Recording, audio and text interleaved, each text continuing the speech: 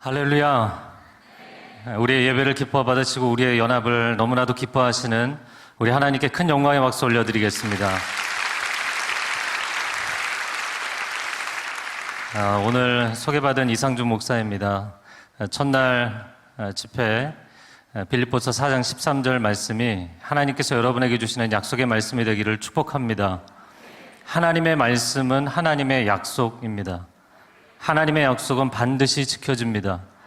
왜냐하면 하나님은 변개치 아니하시는 하나님이시고 하나님은 약속을 신실하게 지키시는 분이시기 때문입니다. 오늘 선포되는 이 말씀이 여러분에게 약속의 말씀으로 이루어지기를 축복합니다. 오늘날 이 사회를 보면 능력 중심의 사회입니다. 뭔가 내가 사람들에게 보여줄 수 있는 능력이 있어야만 인정받을 수 있고, 그 능력이 전혀 없고 경쟁력이 없는 사람들은 소외되고 도태될 수밖에 없는 시대가 됐습니다. 그것이 학력이 됐든 경력이 되었든 재력이 되었든 체력이 되었든 심력이 되었든, 아니면 심지어 교회에서는 영력을 요구하잖아요. 어떤 것이 되었든 경쟁력이 있어야만 살아남을 수 있는 시대가 됐어요. 그런데 처음 나누고 싶은 것은 제 어린 시절을 돌이켜볼 때 저는 아무것도 제대로 할 줄 아는 것이 없었습니다. 그래서 제 인생을 저는 돌이켜볼 때 세 가지 영역이 다 굉장히 우울하고 결핍이 가득했던 인생입니다. 건강도 그렇고 지혜도 그렇고 성격도 그렇고 참 문제가 많았어요. 저희 어머님은 일찍 돌아가셨어요. 굉장히 건강이 약한 분이셨습니다. 그런 연약한 어머니의 세 아들 중에 끝물로 태어났기 때문에 저는 약골이었고 어려서부터 하여튼 잔병치레가 너무나 많았습니다. 그러다 보니까 자라면서 머리끝부터 발끝까지 안 아픈 데가 없었어요. 두통, 안구통, 비염. 이 비염은 이 강대상의 이 브라운 갈색보다 훨씬 진한 비염이 가득했어요. 계속 그런 콧물이 나오니까 안 그래도 머리도 안 좋은데 하여튼 생각을 하기가 어려웠어요. 뭔가를 집중하기가 어려웠습니다. 그리고 급성 기관지염이 중학교 1학년 때 걸리고, 식도염, 위염, 허리가 아파서 허리가 아플 때는 몸을 숙일 수가 없으니까 세수하기도 힘들었어요. 그래서 너무 아플 때는 바닥을 기어다니고 결국에는 학교를 가지 못하고, 친구들이 아침에 학교를 가는 소리를 들으면서 정말 하나님을 많이 원망했던 기억이 있습니다. 그리고 양쪽 무릎이 안 좋았어요. 중학생 때 얘기입니다. 양측 슬개골 연골 연화증이라고 들어보셨어요? 양쪽 무릎을 덮고 있는 동그란 뼈가 있잖아요. 그 뼈 밑에 연골, 물렁뼈가 다른 거예요. 중학생이. 그러니까 이거는 저는 태어나면서부터 온몸이 그냥 종합병원으로 태어난 겁니다. 그뿐만이 아니었어요. 머리도 안 좋았습니다. 아무래도 저는 영양분이 부족했기 때문이다 이렇게 생각이 되는데 머리가 안 좋았어요. 저희 두 형님은 정말 천재 수재였습니다. 저희 큰형님은 저랑 3살 차인데 노력형 천재였어요. IQ 145. 좋은 편이죠. 그런데 거기다 노력을 하셨어요. 하루 종일 정말 어마어마하게 공부를 했습니다. 길을 가면서도 버스를 타면서도 클립보드에 종이를 끼워놓고 계속 뭔가를 공부하는, 잠실 지역, 저는 원래 잠실 출신이거든요. 잠실 고등학교를 나왔는데 이 지역의 저희 큰형은 전설적인 공신이었어요. 늘 전교 1등을 놓치지 않았습니다. 지금은 의사가 되셨고요. 저희 둘째 형은 IQ 154에 타고난 천재였습니다. 고등학교 때도 시험 공부할 때 저녁 9시를 넘긴 기억이 없어요. 그러니까 저녁 9시만 되면 그냥 주무셔야 돼요. 하루 저녁에 내가 오늘은 정말 늦게까지 공부를 해보겠다 이렇게 결단을 하시더라고요. 그러더니 그 당시에 국그릇으로 이 스테인 대접인데 스테인레스 스테인 그릇인데 이제 국그릇에 커피를 그냥 한 대접을 타시더라고요. 그러더니 그거를 쫙 들이키더니 따뜻하다, 졸리다. 그런데 바로 또 9시에 주무시더라고요. 그렇게 공부를 짧게 하는데도 늘 전교 10등 안에 들었어요. 타고난 천재였습니다.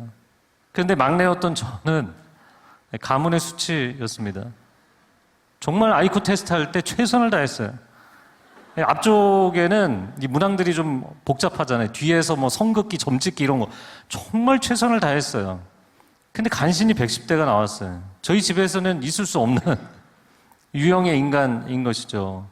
제가 초등학교 5학년 때 여러 과목을 함께 시험을 보는데 그 중에서 이제 사회 과목을 보니까 이 사회 과목이 90페이지나 공부를 해야 되는 거예요. 저는 문장 이해도가 굉장히 떨어지는 사람이었기 때문에 야, 이거 한 문장도 이해하기 어려운데 90페이지를 언제 공부를 하고 내가 시험을 보지? 그래서 이제 어머니께 물어봤습니다. 내가 이거 90페이지를 어떻게 공부를 해야 되냐? 그랬더니 형들이 가서 공부하는 것을 보고 그대로 따라하래요. 형들이 어떻게 공부하나 가서 봤더니 다 외우는 게 아니더라고요. 딱 중요한 데만 밑줄을 긋고 중요한 것만 외우는 거예요. 할렐루야. 저도 제 자리에 왔어요. 책을 펼쳤어요. 그런데 뭐가 중요한지 모르겠는 거야. 그래서 다 외울 수는 없고 한 줄 긋고 한 줄 띄고 한 줄 긋고 한 줄 띄고 그게 제 지적 수준이었습니다. 저는 어렸을 때도 저희 아버지가 책을 읽으라고 근데 제가 책을 너무 안 읽으니까 용돈을 주시면서 하여튼간에 책을 읽으면 돈을 주겠다. 그래도 책을 안 읽으니까 돈부터 쥐어주고 그럼 저는 그거 다 까먹고 책을 안 읽은 게 아니라 못 읽었어요. 진짜예요. 왜냐하면 코끼리가 지나가다가 바나나를 먹습니다 그러면 거대한 회색 코끼리가 상상이 돼야 되잖아요. 노란색 바나나가 상상이 돼야 되는데 저는 그런 상상력이 완전히 제로였어요. 그냥 검은 것은 활자이고 흰 것은 여백이었어요. 그러니까 아무리 최선을 다해도 5페이지, 10페이지를 넘기기가 어려웠어요. 저희 두 아들이 지금은 대학생, 고등학생이 됐는데 저희 두 아들이 어렸을 때 동화책 읽는 거를 제가 몰래 밤에 읽었어요. 왜? 제가 어렸을 때 그 책을 못 읽었기 때문에. 많은 사람들이 지금 제가 이런 이야기를 하면 믿어주지 않으세요. 감사합니다. 지금은 그렇지는 않아요. 근데 그때는 지적 수준이 너무나 문제가 심각했습니다. 그러다 보니까 급기야 제가 중학생 때 내 존재에 대한 갈등이 너무너무 심해진 거예요. 자살 충동이 심했습니다. 잠실에 살면서 늘 제 마음 가운데 형들의 인생은 너무 멀쩡한데 도대체 나는 왜 하나님이 이렇게 세상에 보내셨는가? 책상에 앉아서 성경을 묵상해야 되는데 성경을 묵상하는 게 아니라 한강물 앞에 앉아서 묵상했어요. 그만 들어가야 되지 않을까? 그만 끝내야 되지 않을까? 그리고는 책상에 앉아서 공부 뭐 머리에 들어와야 공부를 하는 거죠. 이해도 안 되는데 뭘 하겠어요? 그 책상에 앉아서 끊임없이 정신적인 자학을 했어요. 2시간, 3시간, 4시간, 어느 날 저녁에는 6시간 동안 똑같은 문장을 반복하는 거예요. 너는 아무것도 할 수 없어. 너는 무가치한 존재야. 너는 죽어야 돼. 너가 이 세상에서 뭘 할 수 있겠어? 그런 이야기를 끊임없이 저 자신에게 했습니다. 그리고 몸이 늘 아프니까 책상에 앉아서 무릎을 붙잡고 간절히 기도했어요. 그래도 교회에서 기도하는 거 많이 봤기 때문에. 근데 30분이고 1시간이고 믿습니다, 하나님. 정말 제가 믿는다고요. 낫게 해주세요. 그런데 그렇게 기도하면 낫던가요? 하나도 낫지 않았어요. 오히려 오래 붙잡고 있어서 더 아프더라고요. 하나도 내 삶의 치유가 일어나지 않고 변화가 일어나지 않았어요. 자, 그런데 그렇게 제 인생이 정말 밑바닥을 칠 때, 제 인생의 중세 암흑기라고 저는 그때를 표현합니다. 완전히 모든 것이 캄캄하고 아무데도 소망이 없었을 때, 그때 주님을 만났습니다. 내 인생에 능력을 주시는 주님을 만나게 됐어요. 그 계기는 수련회였습니다. 여러분, 그래서 이런 기도 집회, 또 수련회, 캠프, 부흥회, 아웃리치, 하나님께서 여러분에게 은혜를 공급하시는 기회를 절대로 놓치지 마시기를 주님의 이름으로 권면하고 축복합니다. 왜냐하면 하나님이 예비하신 은혜가 있기 때문이에요. 저도 중학교 1학년 때부터 열심히 수련회 갔어요. 근데 교회 수련회 가면 막 기도하고 또 찬양하면 은혜도 받는 것 같았는데 돌아오면 뭐 삶이 그대로였어요. 아무것도 변한 게 없었어요. 근데 중학교 3학년 겨울 수련회 때 하나님 앞에 간절히 기도하는데 하나님께서 기도하는 내 손을 붙잡아 주신다는 것을 느끼는 체험을 했어요. 그리고 그때 우리가 프로그램 가운데 성경을 암송하고 나누는 프로그램이 있었는데 성경을 선물로 받았어요. 근데 그때 받았던 성경이 현대인의 성경, 굉장히 쉽게 쓰여진 성경 있잖아요. 그러니까 개역 성경은 뭐 중학생한테 어렵지만 현대인의 성경은 좀 쉽잖아요. 근데 저희 전사님이 성경을 주시면서 이 성경을 반년 만에 읽으라는 거예요. 제가 머리가 좀 안 좋으니까 이거 조건부로 주는 건가 보다. 반드시 읽어야 되는 줄 알고 열심히 읽었어요. 그래서 낮에는 한두 시간 성경을 읽고 그리고 저녁에는 상가 2층에 있는 교회 예배당에 가서 엎드려서 오늘 낮에 읽은 말씀 가운데 이해가 안 되는 것을 하나님께 질문하기 시작했어요.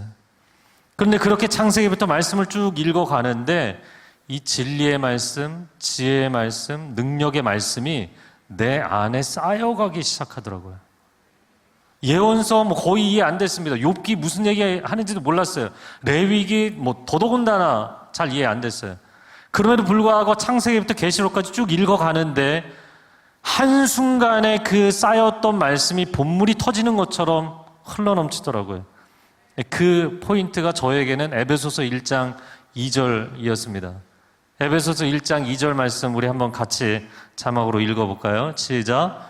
하나님 우리 아버지와 주 예수 그리스도로부터 은혜와 평강이 너희에게 있을지어다.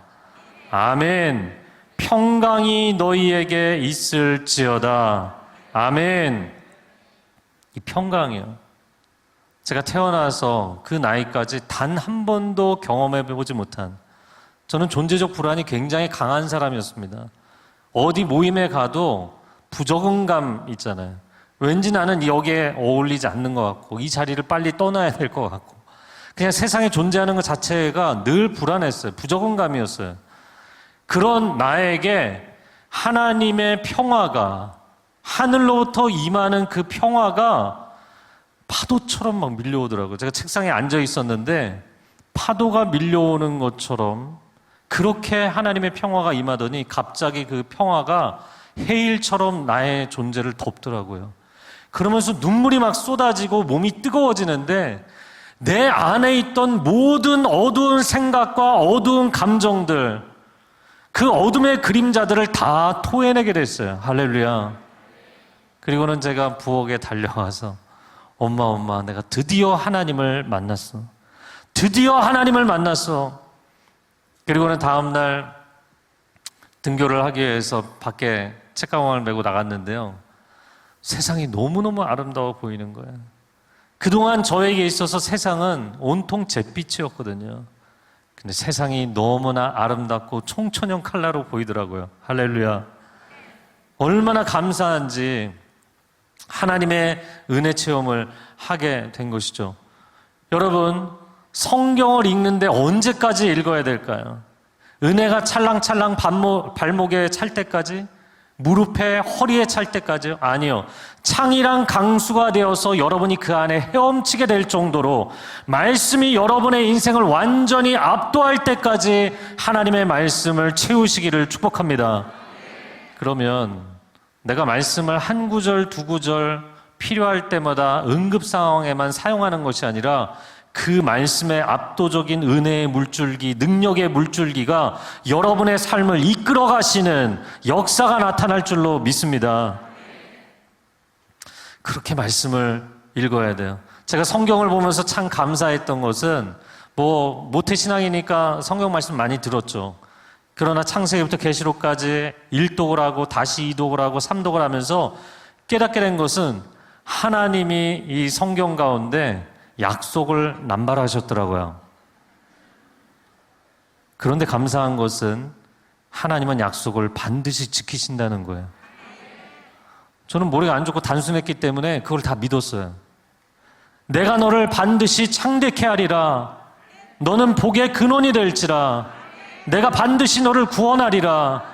내가 너를 지키리라. 사망의 음침한 골짜기를 지나가도 해당함을 허락하지 아니하고 내가 너와 끝까지 함께하리라.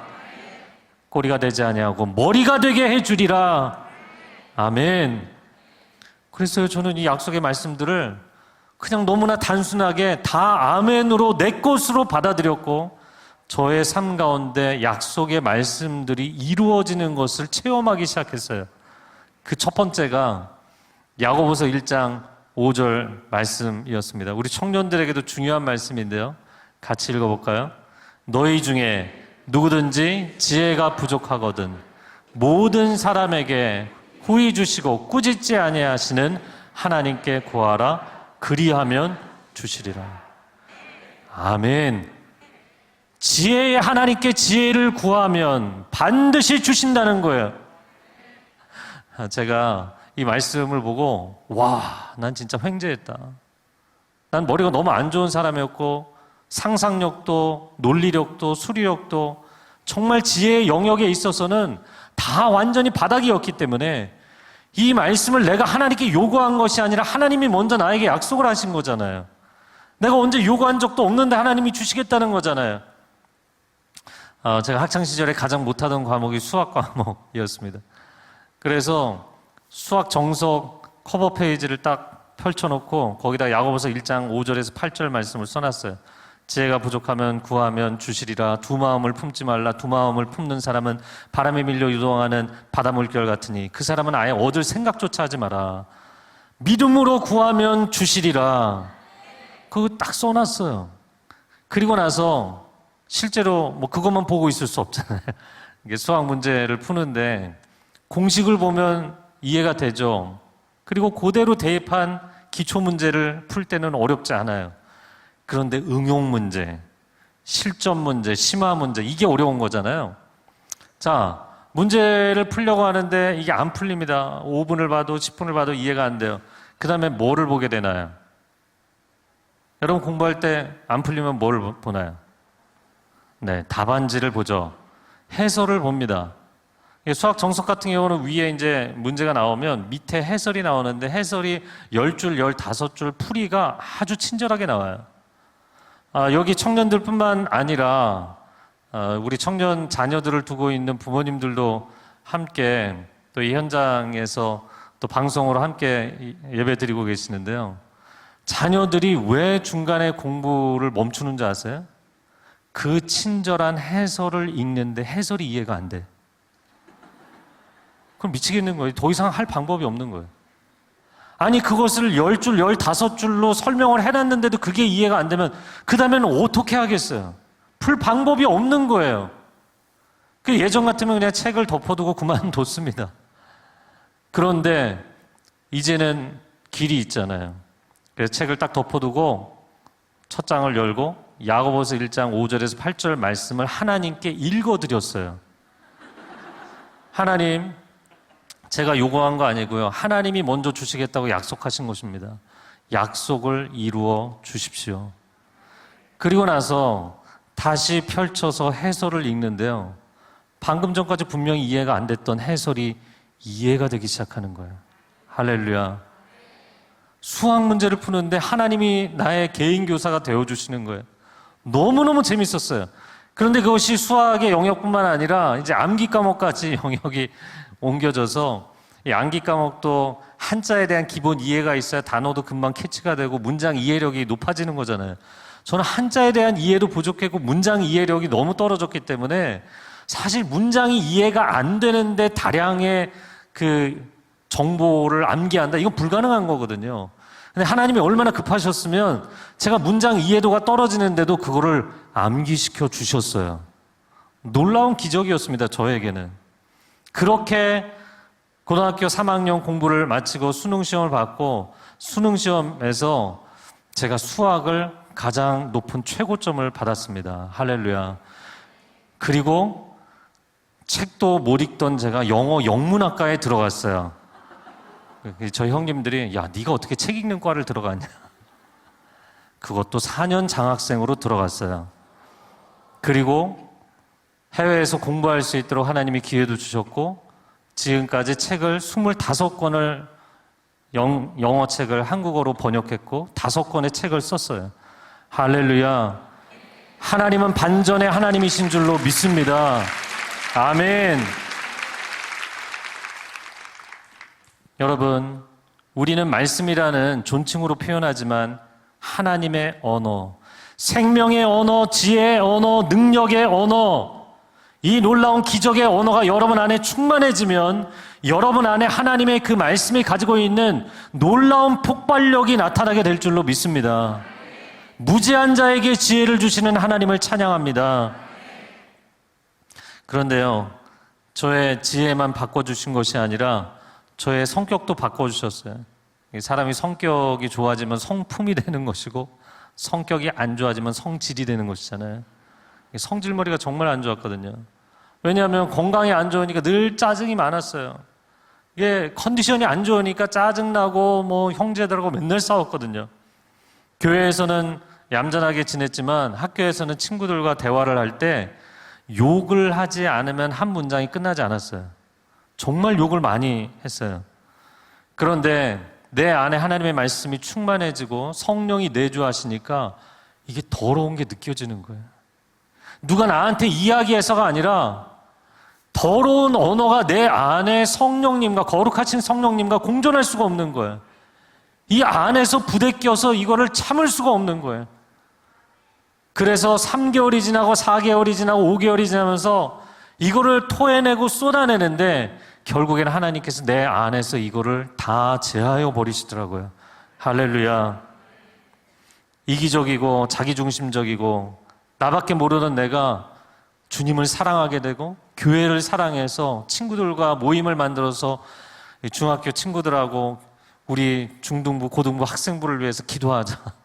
그래서 토요일마다 친구들하고 모여서 우리 학생의 부흥을 위해서 중보기도 하고 친구들의 영혼을 사랑하게 돼서 전도하게 되고 막 사랑이 내 안에 하나님의 은혜로 넘치게 되더라고요. 여러분, 말씀이 충만해지고 성령이 충만해지면 사람들을 기꺼이 사랑하게 됩니다.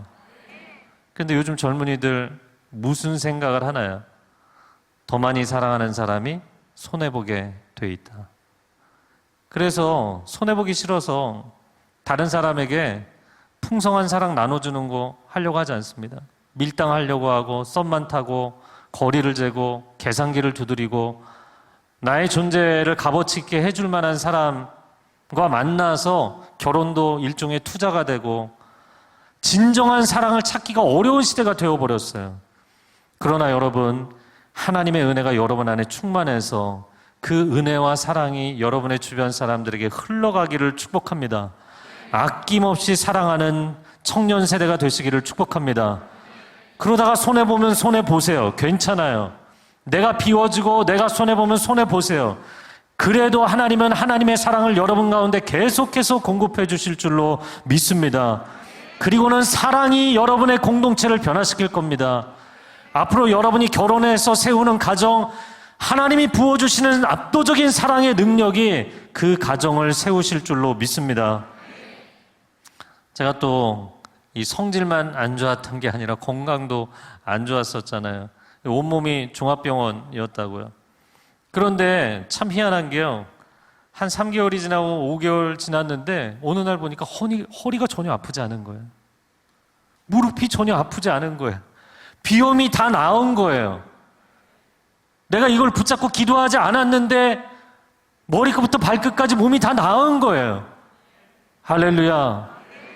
이게 도대체 어떻게 된 일이지? 보니까요, 영혼이 심각하게 병들어 있을 때 이게 다 육신이 병들게 돼 있더라고요. 여러분, 조금만 스트레스 받아도 소화 안 되잖아요. 누구한테 어려운 얘기 듣고 마음이 아프면 막 우울해지고 불면증이 오잖아요.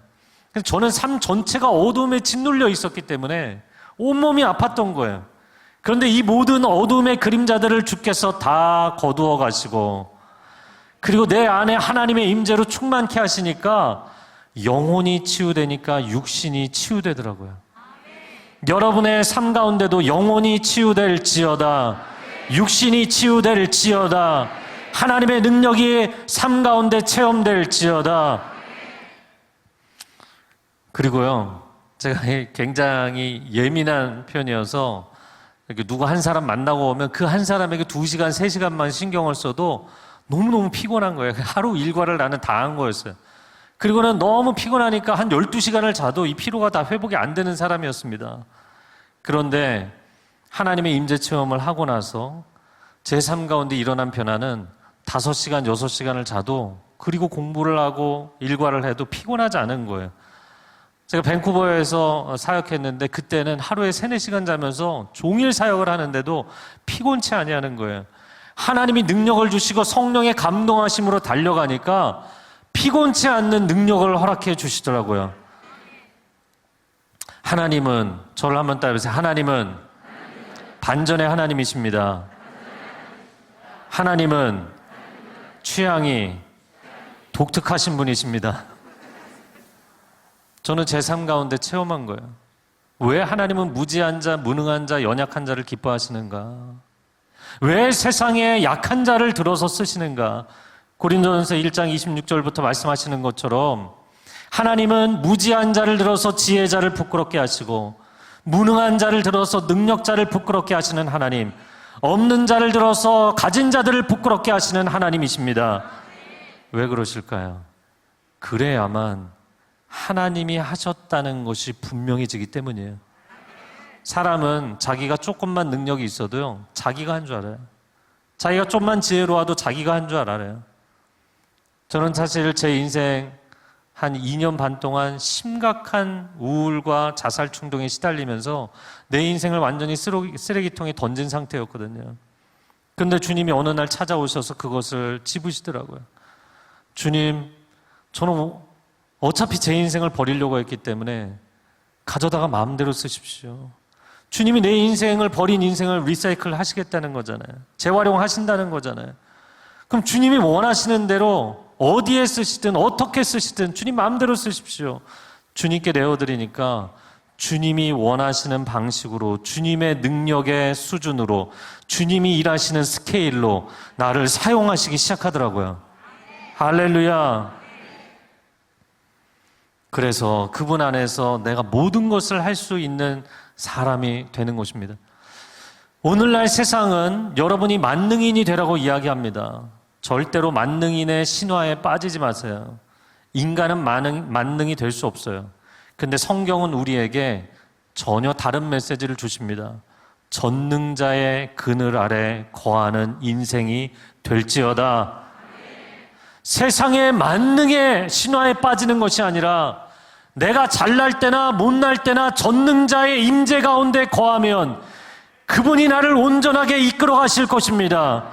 그분이 나의 인생을 완성하실 것입니다. 내가 드러나는 것이 아니라 그분이 드러나시고 그분의 영광이 나타나는 삶으로 이끌어 가실 줄로 믿습니다. 여러분 많이 암송하는 마태복음 6장 33절 말씀 한번 같이 읽어볼까요? 너희는 먼저 그의 나라와 그의 의를 구하라. 그리하면 이 모든 것을 너희에게 더하시리라. 자, 여러분에게 질문하겠습니다. 이 구절을 여러분 왜 좋아하시나요? 모든 것을 더해 주신다니까. 이것처럼 좋은 말씀이 어디 있어요? 그런데 한 가지 전제 조건이 있죠. 하나님의 나라를 구하면. 모든 것에 마음을 빼앗기기 전에 나의 왕국, 나의 인생의 완벽한 커리어를 추구하는 삶이 아니라 하나님의 나라와 하나님의 영광을 구하면 왜 하나님이 공급을 안 해주시겠냐는 거예요. 내 일을 하는 게 아니잖아요. 주님의 일을 하는 거잖아요. 그럼 당연히 그건 주님의 일이기 때문에 그것은 주님이 공급하시고 주님이 채우신다는 거예요. 또 한 구절 말씀, 요한복음 14장 14절 같이 읽어보겠습니다. 내 이름으로 무엇이든지 내게 구하면 내가 행하리라. 여러분 기도할 때 이 구절 또 사람들이 많이 좋아합니다. 왜 좋아할까요?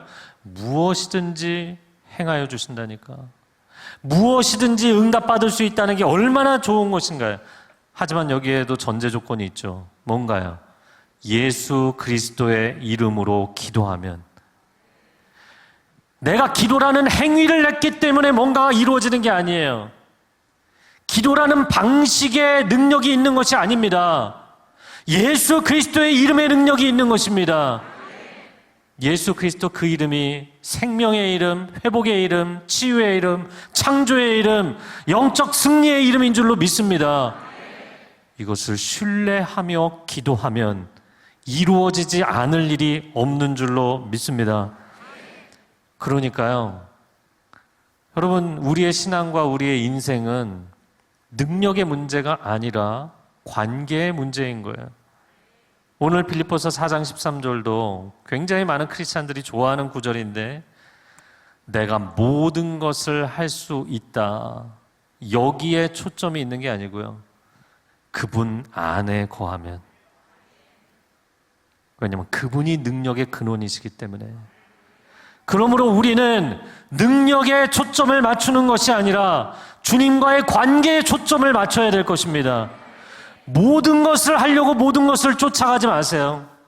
예수님을 쫓아가세요. 예수님을 쫓아가면 모든 것은 따라오게 돼 있어요. 왜냐하면 그분은 만물을 창조하시고 만물을 다스리시고 만물을 완성하실 주님이시기 때문입니다. 저는 이 생명의 말씀, 이 능력의 말씀으로 제가 회심 체험을 했고 중생 체험을 했기 때문에 평생에 이 말씀 증거하는 사명자로 살아야겠다, 선교사로 목회자로 헌신하게 됐습니다. 그러면서 하나님의 말씀은 창조의 역사, 구원의 역사, 마지막 인류 역사의 종말의 완성의 역사, 말씀대로 이루어질지어다, 말씀대로 이루어진다는 것을 믿게 됐어요. 그리고 나서 하나님의 뜻은 하늘에서 이루어진 것처럼 이 땅에서도 온전히 이루어지는 것을 저로 하여금 보게 하여 주옵소서.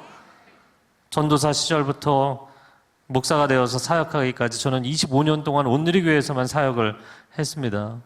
그리고 온누리교회에서 사역을 하면서 교회 안에서 밖에서 여러 가지 사역들을 하면서 하나님이 기뻐하시는 일은 항상 이루어지는 것을 경험하는 축복을 받았어요. 그런데 사역을 시작하면서 저 자신에게 치명적인 문제가 여전히 있었습니다. 그것은 안 믿으시겠지만 제가 제일 싫어하는 것은 사람들 앞에서 이야기를 하는 거예요. 저는 어디 골방에 들어가서 조용히 하루 종일 아무랑도 대화를 안 하고 혼자 생각하고 책 보고 그러기만 해도 너무너무 행복해요. 이 팬데믹 기간은 저에게 축복의 기간이었어요. 하루 종일 방 안에 앉아서 성경만 봤어요. 성경에 관한 책만 썼어요. 그런데 이 세상을 보니까 존귀한 하나님의 형상들이 세속주의와 인본주의와 성공제일주의와 외모지상주의, 말도 안 되는 이 쾌락주의와 상대주의, 다원주의, 무신론, 온갖 사탄의 거짓말에 빠져서 인생이 망가지고 영혼들이 망가지는데 제 속에서 이게 너무너무 억울한 거예요. 나는 이 진리의 말씀으로 거짓에 사로잡혔던 인생이 자유함을 얻었는데, 그래서 저는 세상을 볼 때마다 이 영적 전쟁은 얼음땡 게임인 것 같아요. 나 완전히 얼음인 인생이었거든요. 근데 주님이 오셔서 진리의 말씀으로 터치해 주셔서 저를 자유케 해주셨어요. 그러면 나는 땡이 되어서 자유롭게 돌아다니는데 사람들이 곳곳에 다 얼어 있잖아요. 그럼 원수 사단이 순례를 곳곳에 세워놓고 영적 전쟁을 일으키는데 나 혼자만 가만히 그냥 편안하게 혼자 자유롭게 돌아다니면 되겠습니까? 목숨을 걸고 이 사람들을 살려내야 되는 거죠. 그래서 말씀을 외치기 시작했습니다. 제가 처음 전도사 콜링 받고 중등부 선생님들 앞에서 인사했던 자리가 기억이 납니다. 제가 얼마나 사람들 앞에 서서 얘기하는 걸 힘들어했는지 제가 막 버벅거리면서 제 소개를 했어요. 그때 한 30명 정도 선생님들이 계셨는데 그중에 좀 오랜 경력이 베테랑인 선생님 한 분이 모두가 있는 앞에서 아우 전도사가 말도 잘 못하네. 저에게는 정말 치명적이었어요. 안 그래도 자신감이 없는데 제가 처음 맡았을 때 중등부 학생들이 한 200명이었습니다. 내가 이 아이들 앞에서 매주 설교를 해야 되잖아요. 근데 하나님이 저를 등을 떠미시니까 제가 하나님 앞에 엎드려서 간절히 기도했습니다. 하나님, 저는 말을 할 줄 아는 능력이 없습니다. 저에게 하나님의 사랑을 부어주셔서 이 아이들을 정말 사랑하는 마음으로 하나님의 마음을 전하게 해주시고, 그리고 이 중학생들이, 이 외계인들이 저를 사랑하게 해주십시오. 왜냐하면 저를 사랑해야만 제가 사랑하는 주님을 사랑할 수 있기 때문에. 그리고 우리가 매주 중등부 예배를 드렸는데요, 너무나도 감사한 행복한 예배를 드렸어요. 20-30명의 교사가 120명까지 부흥했고 200명의 중학생들이 450명으로 부흥했어요. 할렐루야. 그렇게 중등부 사역 5년을 마치고 청년부를 맡게 됐는데 토요일 날 예배드리는 청년부를 맡았어요. 그 당시만 해도 2004년, 5년도였기 때문에 토요일에도 근무를 하는 때였습니다. 게다가 청년들이 토요일 날 여러 가지 결혼식도 있고 친구들 만날 약속도 있잖아요. 그러니까 토요일 날 청년들이 예배를 드리러 온다는 게 너무나 어려웠던 때입니다. 저희가 한 500-600명 모이던 청년부였는데 그럼에도 불구하고 다윗의 장막 같은 예배, 오늘 여기서 이렇게 뛰면서 춤추며 찬양했잖아요. 우리가 하나님 앞에 그렇게 뛰며 찬양하며 예배했어요. 그 예배가 2배로 부흥을 했어요. 우리가 새벽마다 청년들이 함께 모여서 6시에 새벽 예배를 드렸는데 교회 지하실 한 600석 되는 지하실에서 예배를 드렸습니다. 그때 한 280명, 300명 모이던 새벽 예배가 매일 새벽 예배를, 저는 새벽 예배를 부흥회라고 생각하는 사람입니다. 주일날은 일주일에 한 번 오는 사람들이지만 새벽에는 목숨 걸고 오는 사람들이잖아요. 자기의 외모도 꾸미지 못하고 침대에서 바로 나오셔서 지금 내가 몸 안에 있는지 밖에 있는지 알지도 못하는 상태에서 와서 앉아서 헌신적으로 기도하는 사람들이잖아요. 그분들은 말씀에 대해서 이러고 저러고 자세히 설명하고 설득할 필요가 없어요. 그냥 진리의 말씀을 선포하는 거예요. 그런데 사람들이 영혼에 불이 붙고 응답이 일어나고, 그러니까 600명 홀이요, 800명이 차고 900명이 차고 터져나갈 듯이 새벽 예배를 드리게 됐어요. 근데 그 청년부 사역 새벽 예배를 한 지 한 8개월밖에 안 되는데 고 하영조 목사님이 밴쿠버로 가라. 저는 그때 밴쿠버가 캐나다의 동부에 있는지 서부에 있는지도 몰랐어요. 근데 밴쿠버를 가라고 하셔서 밴쿠버 온누리교회를 가게 됐습니다. 그리고는 제가 30대 초반의 젊은 목사였습니다. 첫 인사를 하고 내려왔는데 예배가 끝나고 나서 입구에서 성도님들 인사를 하는데 이분들이 오시더니 저 사람들을 만나지 말라고. 같은 교인들이에요. 저분들이 오시더니 이 사람들을 만나지 말라고. 교회가 완전히 반으로 갈라져 있는 교회였어요. 그런 교회인 줄 몰랐어요. 그리고 다음날 새벽 기도를 시작했습니다. 전 새벽 기도는 부흥회라고 생각하는 사람이거든요. 근데 20명 앉아 있었어요. 제가 처음 갔을 때 한 서울에 있는 성도님이 내 딸이 밴쿠버에 있는데 이혼 직전입니다. 딸을 좀 만나서 위로해 주십시오. 그래서 그 딸을 만나는 게 제가 처음 약속해야 될 일이었습니다.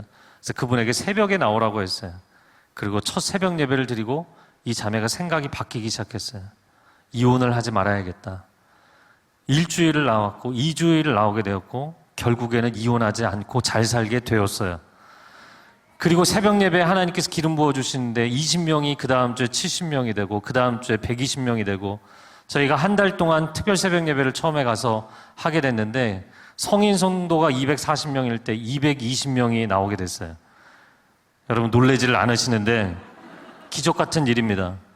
그리고는 220명의 성도들이 새벽 예배에 나와서요, 은혜를 받기 시작하는데 뭐의 은혜를 받냐면, 야, 어떻게 너가 여기를 나왔냐. 내 평생에 너가 새벽 기도 나오는 걸 보다니. 이런 걸로 은혜를 받으시더라고요. 그러면서 한 달 동안 폭포수 같은 하나님의 은혜가 쏟아부어지기 시작했습니다.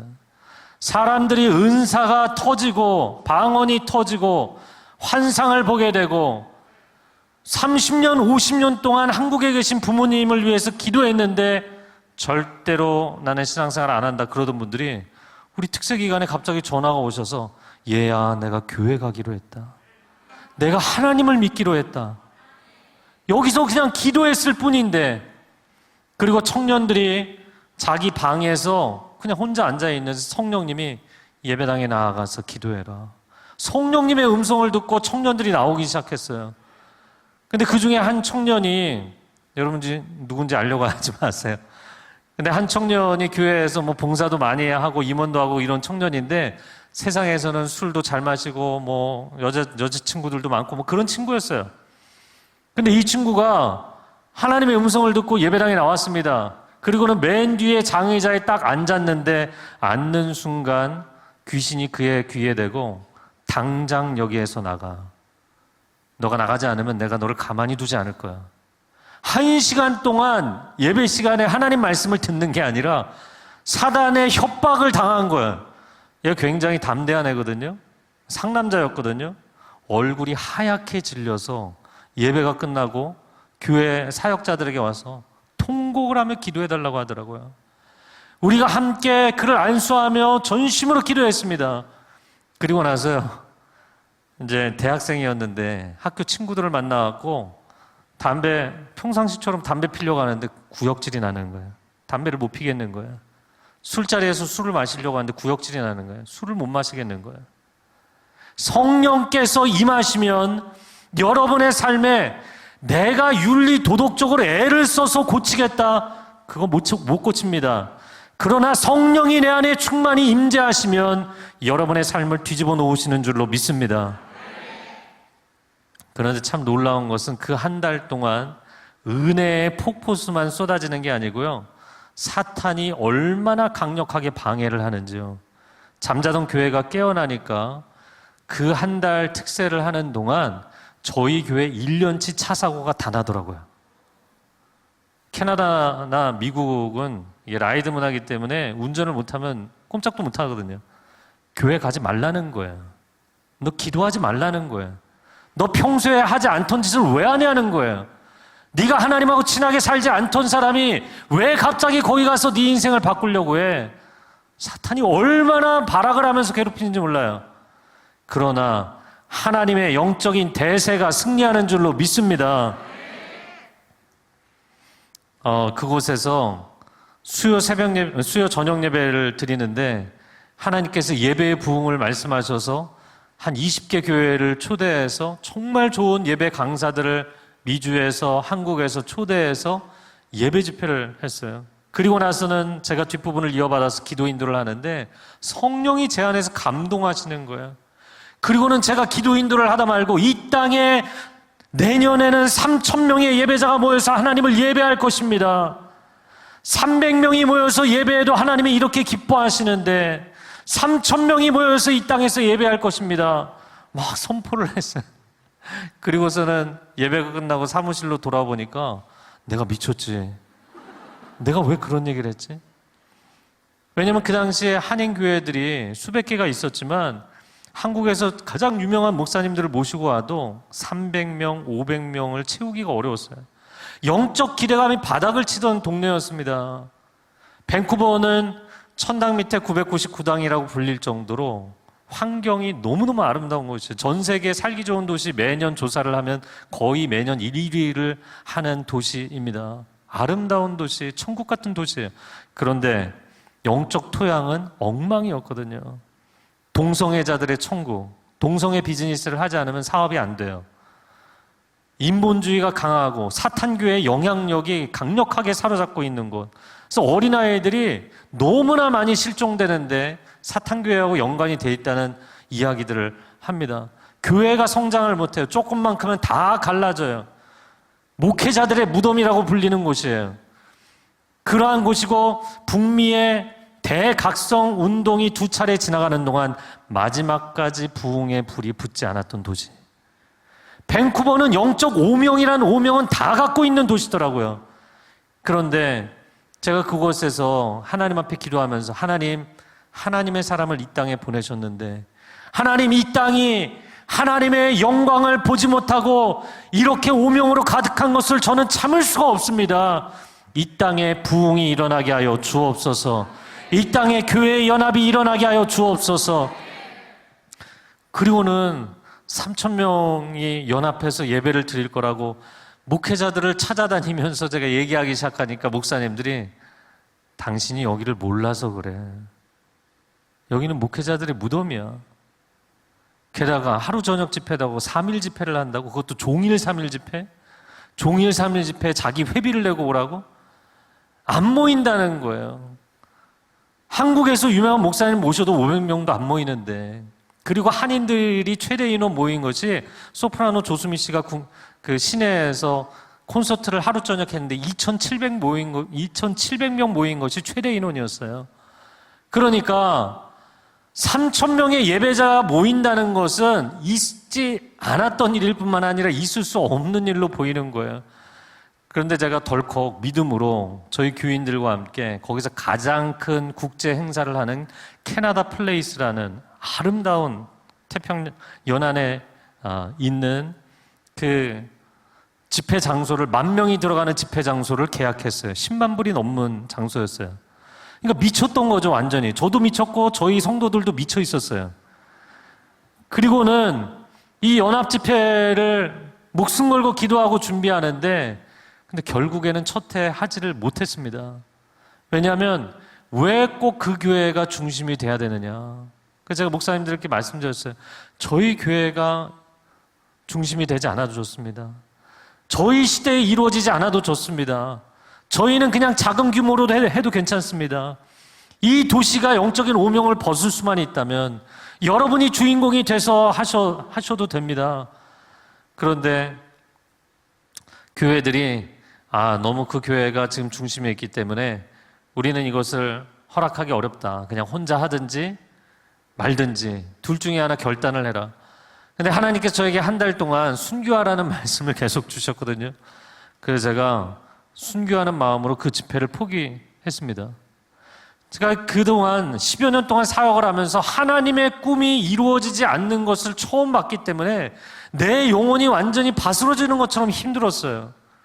그런데 그렇게 한 해가 지나가면서 제가 그 캐나다 플레이스에 있는 계약 담당자에게 첫 번 분납을, 두 번째 분납, 세 번째 분납, 이미 분납을 하거든요.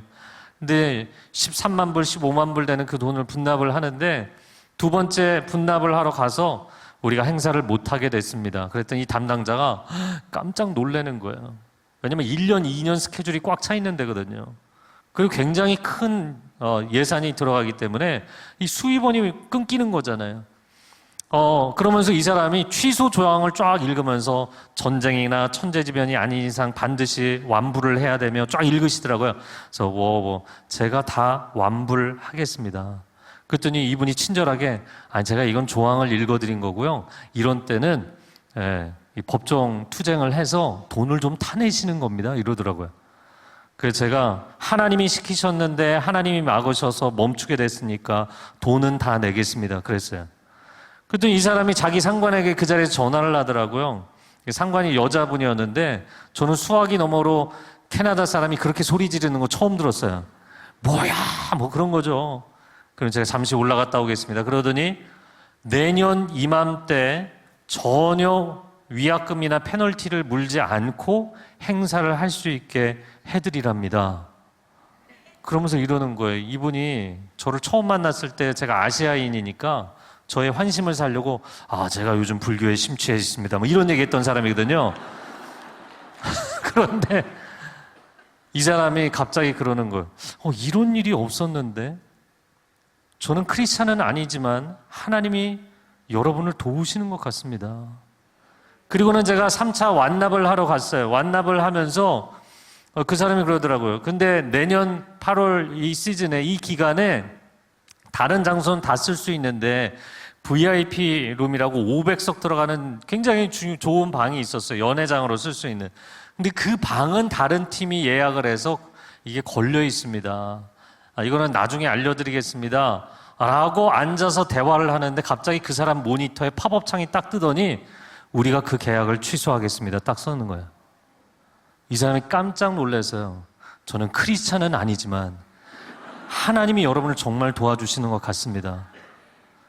그리고 1년이 지나면서 그 집회는 기약이 없었는데 하나님께서 기적적으로 그 집회를 하게 만들어 주셨고, 그리고 밴쿠버에 250개 교회 중에서 245개 교회가 연합해서 그 집회를 하게 됐어요. 할렐루야. 그리고 첫 집회를 하는데요. 과연 3,000명이 올까? 3,000명의 성도들이 그 집회장으로 들어오는데요. 40명 서 있던 안내를 선 집사님들이 성도들이 들어오는 걸 보면서 눈물을 흘리더라고요. 이 땅은 안 된다는 그 영적인 오명, 이 땅은 연합할 수 없고, 이 땅은 부흥할 수 없고, 이 땅은 영적 반전을 이룰 수 없다는 그 영적 오명을 하나님이 한 번에 무너뜨리신 줄로 믿습니다. 하나님은 반전의 하나님이세요. 하나님은 연합을 기뻐하십니다. 개교회가 부흥하는 것도 기뻐하시지만 이 땅 전체가 함께 연합하여서 부흥의 세대 가운데 들어가기를 기뻐하시는 줄로 믿습니다. 팬데믹 기간 중에 한국교회 많은 비난을 당했어요. 그것을 어려워하는 분들도 있지만 저는 오히려 정반대로 생각합니다. 그래도 교회는 세상과는 달라야 되지 않느냐. 세상 사람들도 아직 교회에 대한 소망을 놓고 있지 않은 것이에요. 사사시대 360년 영적인 암흑기를 지나서 하나님이 어린 사무엘을 부르실 때 사무엘이 뭐라고 대답을 했나요? 말씀하옵소서 주의 종이 듣겠나이다. 말씀을 붙잡았어요. 신구약 중간기 침묵시대를 지나면서 시골 처녀 마리아에게 하나님이 가브리엘을 보내셔서 말씀하실 때 그 말씀에 어떻게 응답을 했습니까? 주의 여종이오니 말씀대로 내게 이루어지이다. 여러분, 이 저녁에 기도할 때 하나님, 내 말, 내 기도가 이루어지기를 원하는 것이 아니라 하나님의 말씀대로 이루어지이다. 내 인생을 향한 하나님의 약속의 말씀이 이루어지이다. 기도하면 그 기도는 반드시 이루어질 것입니다. 말씀으로 충만하고 성령으로 충만한 거룩한 세대가 될지어다. 하나님의 뜻이 여러분의 삶 가운데 반드시 이루어질지어다. 학업도, 비전도, 결혼도, 여러분의 교회 사역도 내 뜻을 이루는 것이 아니라 하나님의 뜻을 이루는 것이고, 내 작은 커뮤니티가 잘 되기를 원하는 것이 아니라 이 거시적인 하나님의 나라가 잘 되기를 원하면 하나님은 책임지고 부흥을 일으켜 주실 줄로 믿습니다. 여러분, 가슴에 손을 얹고 저를 한번 따라해 보시겠어요? 나는 할 수 있다. 모든 것을 내게 능력 주시는 예수 그리스도 안에서, 예수 그리스도를 위해서. 아멘. 우리 주님께 큰 영광의 박수 올려드리겠습니다. 할렐루야. 모든 것을 이루시는 예수 그리스도의 이름을 높여드립니다. 아멘. 아멘. 이 시간 기도할 때 여러분 자리에서 다 일어나시기 바랍니다. 한 손은 여러분 가슴에 얹고 한 손은 하늘을 향하여 드십시오. 오 하나님, 나는 연약합니다. 나는 무지합니다. 나는 무능합니다. 하나님, 나에게는 아무것도 할 수 있는 능력이 없습니다. 그러나 주님, 주님의 뜻을 구하며 주님의 말씀에 순복하는 자에게 모든 것을 가능케 하실 줄로 믿습니다. 주의 능력과 주의 영광을 보게 하여 주옵소서. 주님의 뜻이 하늘에서 이루어진 것처럼 땅에서 이루어지고, 주님의 뜻이 말씀에서 이루어진 것처럼 내 삶에서 이루어지는 것을 체험하게 하여 주옵소서. 부흥의 세대가 되게 하여 주옵소서. 새해를 행하실 하나님, 이 첫날 집회를 시작으로 5일 동안 놀라운 하늘의 축복과 은혜의 강수를 부어주실 하나님을 기대합니다. 찬양하며 예수 그리스도의 이름으로 기도합니다. 아멘.